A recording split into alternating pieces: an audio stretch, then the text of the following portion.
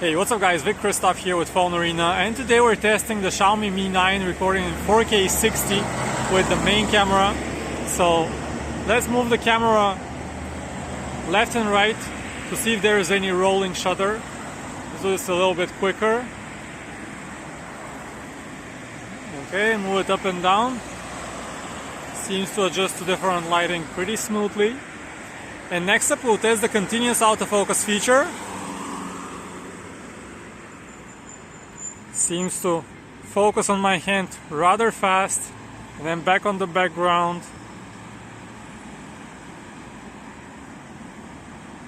And next up, let's zoom all the way in. So we're getting up to 10 times digital zoom here, and you can capture that seagull.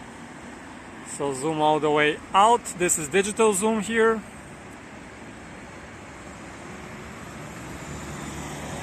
And this was a quick test of the Xiaomi Mi 9.